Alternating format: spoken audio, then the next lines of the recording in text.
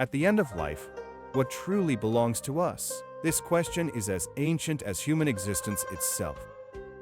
From the palaces of kings to the humble homes of villagers, people have pondered the same mystery. Is it wealth that remains? Or perhaps the relationships we built over a lifetime? What about the achievements we've worked so tirelessly to attain? The Buddha often spoke of the impermanence of life, teaching that clinging to what is temporary leads to suffering. Yet, as humans, we find ourselves drawn to the illusion of permanence, investing our energy in pursuits that ultimately slip through our fingers like sand. Take a moment now to reflect. If you were to close your eyes for the final time today, what would you hold on to? What would you regret? Let us journey together through stories and wisdom, each carrying a timeless lesson, to uncover what truly matters at the end of our lives. Part 1. The Illusion of Ownership Story. The farmer's treasure. In a small village surrounded by lush fields, there lived a farmer named Keshava. He was known far and wide for his wealth. His barns overflowed with grains, his treasury glittered with gold, and his lands stretched beyond what the eye could see. Keshava spent his days counting his riches and planning for more, often boasting, "I am the richest man in the land. Everything I have, I've earned with my own hands. It all belongs to me." One fateful night, a fierce storm swept through the village. By morning, his barns lay in ruins, his crops destroyed. Devastated, Keshava ran to his treasury only to find that thieves had stolen everything during the chaos. He collapsed in despair, wailing, "Everything I had is gone. My life's work is meaningless now." A wandering monk, hearing Keshava's cries, approached him. "Why do you grieve so deeply, my friend? My wealth is gone. My possessions have been taken from me," Keshava exclaimed. The monk smiled gently and said, "Were they ever truly yours? The crops grew from the earth, nourished by rain and sun. The gold came from the mines of the mountain. Even your hands, which you call your own, are borrowed from the body that will one day return to dust. Tell me, Keshava, what did you truly possess?" Stunned, Keshava realized that he had spent his life clinging to things that were never truly his. Reflection.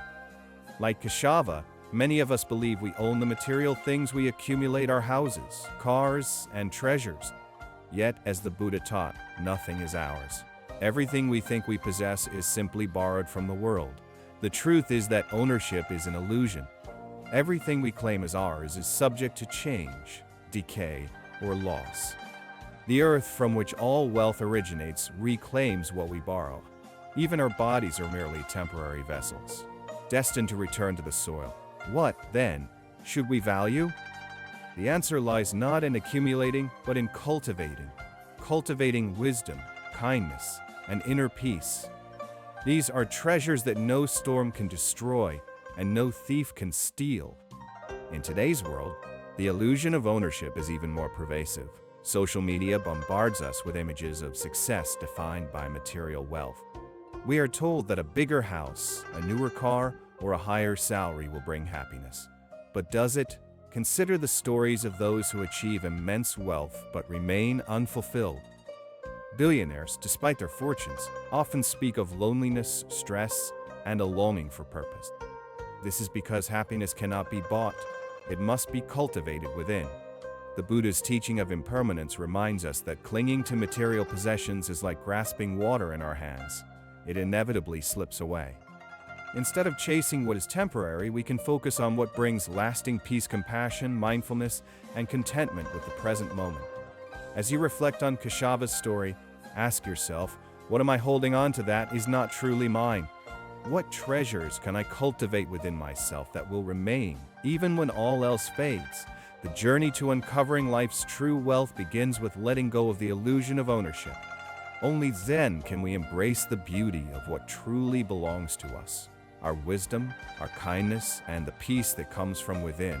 Part 2. The Fragility of Health Story. The merchant's choice. In a bustling city, there lived a wealthy merchant named Arvind. His name was synonymous with success. His shops lined the main streets, and his home was a mansion of unparalleled grandeur. Yet, despite his riches, Arvind lived in constant stress. He worked tirelessly, skipped meals, and rarely rested. One day, Arvind fell gravely ill. His doctors warned him, "Your body can no longer bear the strain. You must stop working and focus on recovery." But Arvind dismissed their advice, saying, "I have no time to rest. My business demands my attention." As the years passed, Arvind's health deteriorated further. On his deathbed, surrounded by his worried family, he whispered, "I traded my health for wealth, but now I realize my wealth cannot buy back my health." A monk visiting Arvind's home overheard these words and said gently, "Your body is the vessel that carries your soul. Neglecting it is like abandoning the boat in the middle of the ocean. Without health, even the richest treasures are meaningless." Reflection. Health is often taken for granted, especially when we are young and full of energy. We push our bodies to their limits, believing that there will always be time to rest later. But as the Buddha taught, life is uncertain. The future is not guaranteed, and neither is our health. Without health, life is not life, said the Buddha. A healthy body and mind are the foundation of all joy.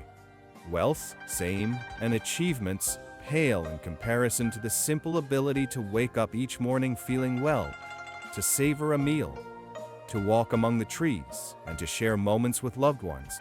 Connecting to modern life in today's fast-paced world, we glorify busyness. Success is often measured by how much we accomplish, how many hours we work, or how full our schedules are. But at what cost?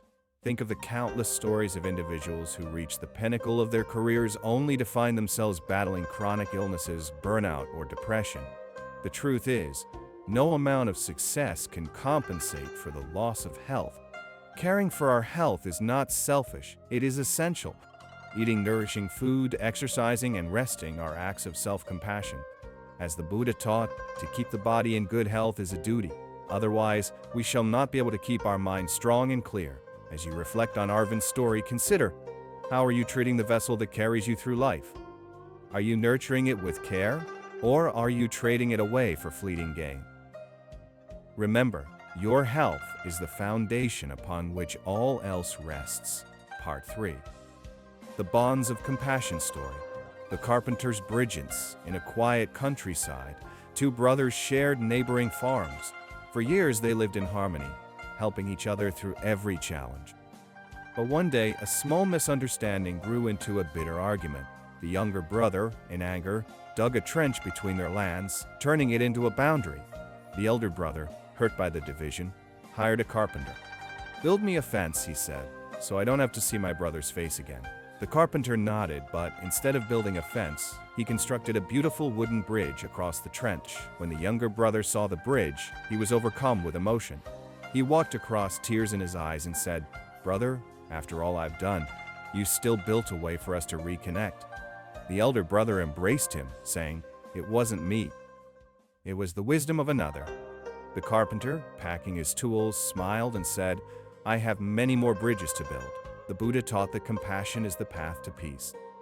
Holding on to anger is like drinking poison and expecting the other person to suffer. Forgiveness, on the other hand, is a gift we give ourselves, a release from the chains of resentment. In life, misunderstandings and conflicts are inevitable, but the choice to hold on to them or let them go is ours. The story of the brothers reminds us that building bridges, not walls, leads to healing and harmony. In today's world, relationships are often tested by pride and ego. A harsh word, a forgotten gesture, or an unkind action can create rifts that seem insurmountable. But as the Buddha said, hatred does not cease by hatred, but only by love. This is the eternal rule. Consider how many relationships have been saved by a simple apology or a kind gesture. Compassion requires courage, the courage to put aside one's ego and extend a hand of reconciliation. Imagine a world where every conflict was met with understanding instead of anger, where bridges were built instead of barriers. This is the world the Buddha envisioned, a world where love and compassion prevail. As you reflect on the carpenter's bridge, ask yourself, are there walls in your life that need to become bridges? What relationships could be healed through a simple act of compassion? Remember, in the end, it is the bonds we share with others that bring true joy and meaning to life. Part 4. The Power of Presence History. The pebble in the stream. One day, a disciple came to the Buddha with a troubled heart.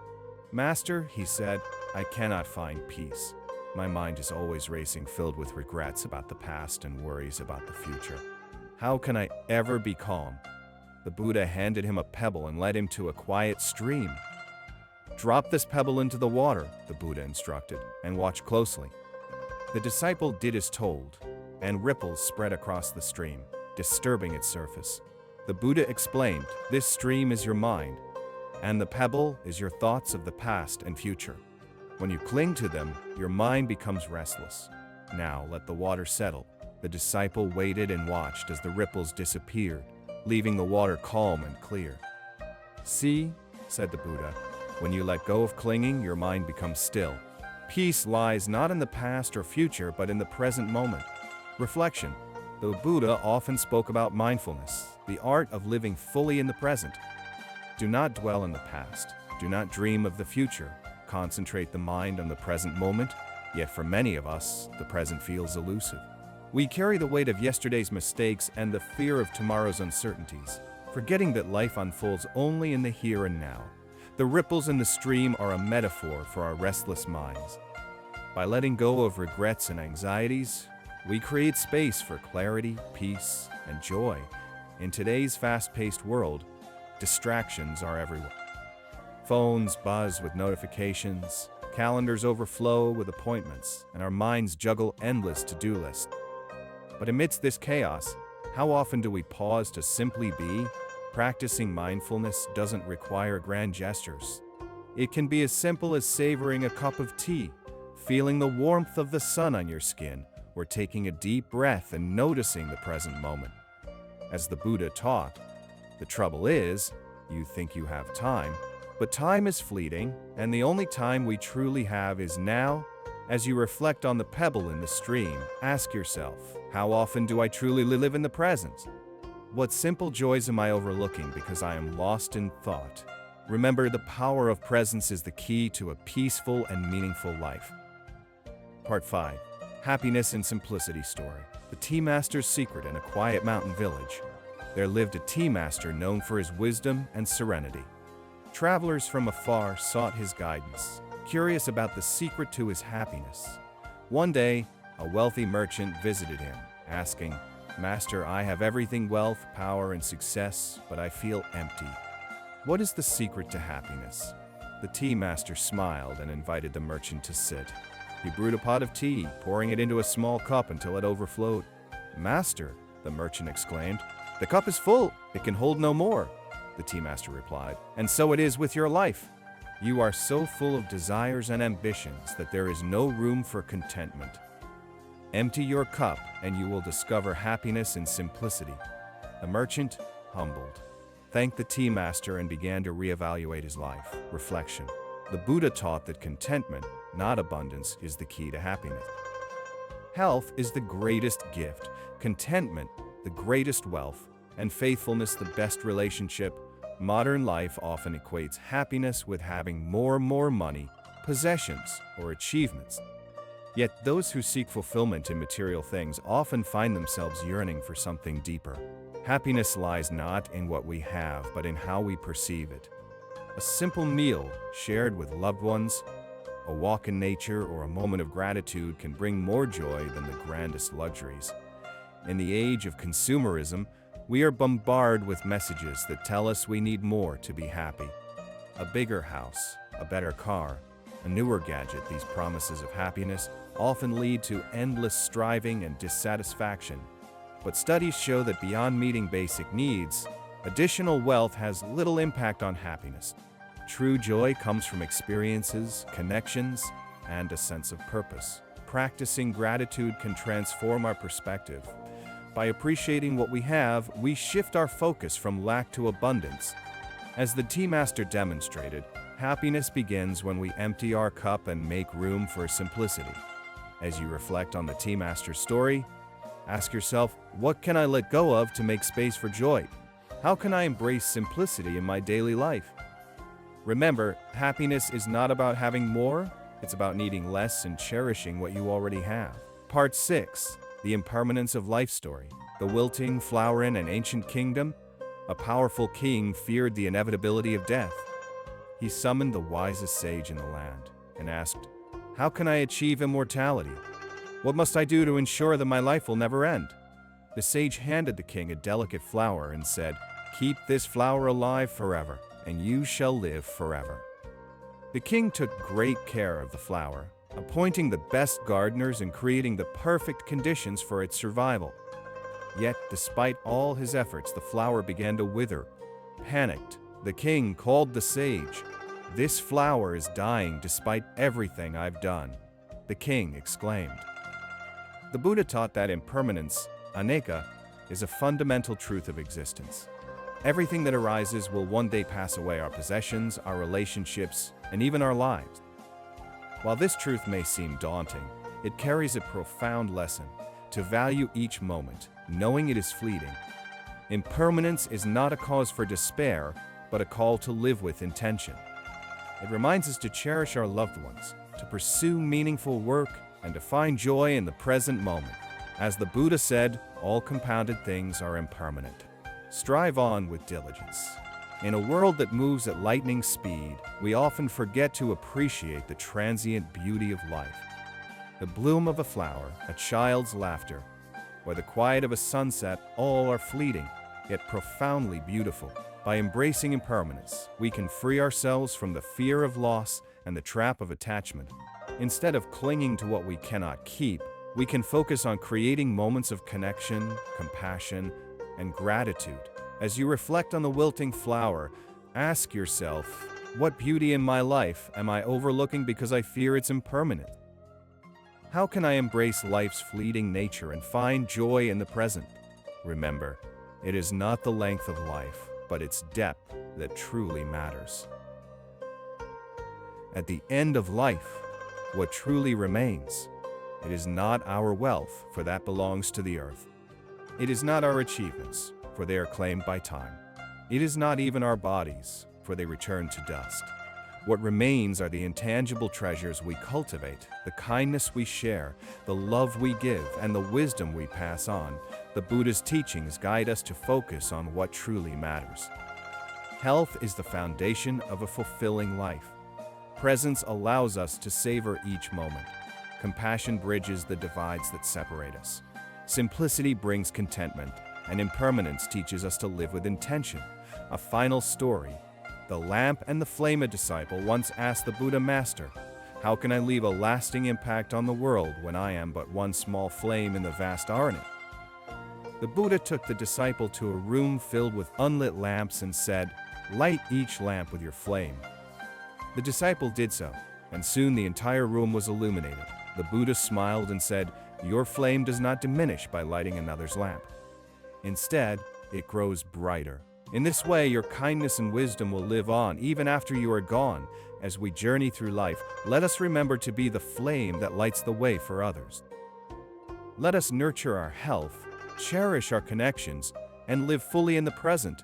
At the end of our lives, it will not be the things we own that matter, but the love we gave, the peace we found, and the light we brought into the world.